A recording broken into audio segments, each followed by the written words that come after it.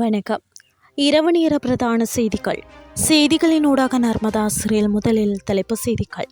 2026ஆம் ஆண்டிலிருந்து 1 முதல் 6ஆம் வகுப்பு வரை புதிய பாடத்திட்டம் அறிமுகம்.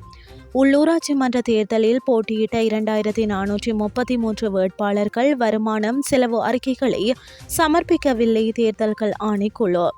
யாழ் எரிபொருள் நிரப்பு நிலையங்களில் நீண்ட வரிசையில் காத்திருந்த மக்கள். தெஹ்ரானிலிருந்து மக்கள் அனைவரும் வெளியேற வேண்டும் என்றும் உத்தரவு. இனி விரிவான செய்திகள். 2026ஆம் ஆண்டிலிருந்து 1 முதல் 6ஆம் வகுப்பு வரை புதிய பாடத்திட்டம் அறிமுகப்படுத்தப்படும் என பிரதமர் கரணி அமரசூரிய தெரிவித்துள்ளார். மேலும் 2028ஆம் ஆண்டு முதல் 10ஆம் வகுப்புக்கும் புதிய பாடத்திட்டம் அறிமுகப்படுத்தப்படும். அதன்படி 2029ஆம் ஆண்டுக்கான காப்போத சாதாரண தர பரீட்சைகள் புதிய பாடத்திட்டத்தின் கீழ் நடைபெறும் என பிரதமர் கரணி அமரசூரிய தெரிவித்துள்ளார். 2025 உள்ளூராட்சி மன்ற தேர்தலில் போட்டியிட்டவர்களில் 2433 வேட்பாளர்கள் அரசியல் கட்சிகள் மற்றும் சுயேட்சை குழுக்கள் தங்கள் வருமானம் மற்றும் செலவு அறிக்கைகளை சமர்ப்பிக்க தவறிவிட்டதாக தேர்தல் ஆணைக்குழு தெரிவித்துள்ளது. இந்த நிலையில் குறித்த வேட்பாளர்களுக்கு எதிராக சட்ட நடவடிக்கை எடுக்க தேவையான அறிவுறுத்தல்கள் பிறப்பிக்கப்பட்டுள்ளதாக தேர்தல்கள் ஆணைக்குழுவின் தலைவர் RMAL ரத்நாயக்க தெரிவித்துள்ளார். தேர்தல் செலவின ஒழுங்குமுறை சட்டத்தின் கீழ் வருமானம் மற்றும் செலவு விபரங்களை மொத்தமாக 78,725 வேட்பாளர்கள் சமர்ப்பிக்க வேண்டும்.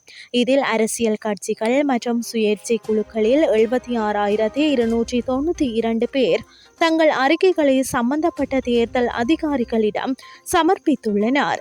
இருப்பினும் 2,433 வேட்பாளர்கள் அரசியல் கட்சிகள் மற்றும் சுயேட்சை குழுக்கள் உரிய திகதிக்குள் தங்கள் அறிக்கைகளை சமர்ப்பிக்கவில்லை என்று தேர்தல்கள் ஆணைக்குழு தலைவர் குறிப்பிட்டுள்ளார். யாழ்ப்பாணம் மாவட்டத்தின் எரிபொருள் நிரப்பு நிலையங்களில் எரிபொருட்களை கொள்வனவு செய்வதற்காக பொதுமக்கள் நேற்றிரவு நீண்ட வரிசையில் காத்திருந்ததாக தெரிவிக்கப்பட்டுள்ளது. குறிப்பாக யாழ்ப்பாணம் நகரம் மற்றும் அதன் புறநகர பகுதிகளில் உள்ள பல்நோக்கு கூட்டுறவு சங்கங்கள் தனியார் எரிபொருள் நிரப்பு நிலையங்களில் எரிபொருள் கொள்வனவு செய்வதற்காக மக்கள் அதிகளவில் கூடியதால் இந்த நிலைமை ஏற்பட்டது. இந்த நிலையில் யாழ்ப்பாணம் மாவட்டத்தில் எரிபொருளுக்கான தட்டுப்பாடு ஏற்படவில்லை என இலங்கை கனியவள கூட்டுத்தாபனத்தின் வடமாகாண பிராந்திய முகாமியாளர் தெரிவித்துள்ளார்.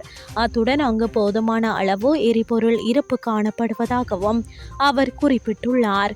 இதனிடையே செயற்கையான எரிபொருள் தட்டுப்பாட்டை ஏற்படுத்த வேண்டாம் என யாழ்ப்பாணம் மாவட்ட செயலாளர் பிரதீபன் வலியுறுத்தியுள்ளார். இனி வெளிநாட்டு செய்திகள். ஈரான் தலைநகர் தெஹ்ரானில் இருந்த மக்கள் அனைவரும் வெளியேற வேண்டும் என்று அமெரிக்க ஜனாதிபதி டொனால்ட் ட்ரம்ப் உத்தரவிட்டுள்ளார். ஈரான் அமெரிக்காவுடன் அணு ஆயுத ஒப்பந்தத்தில் கையெழுத்திட்டிருக்க வேண்டும். எனினும் ஈரான் தவறு செய்துவிட்டது.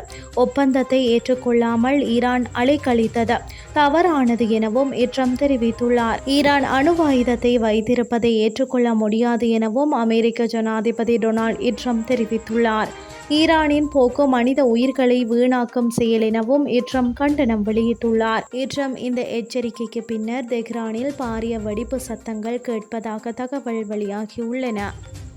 இத்துடன் செய்திகள் யாவும் நிறைவடைகின்றது. அடுத்த மணித்தியால செய்திகளை காலை 8:30 எதிர்பாருங்கள். நன்றி.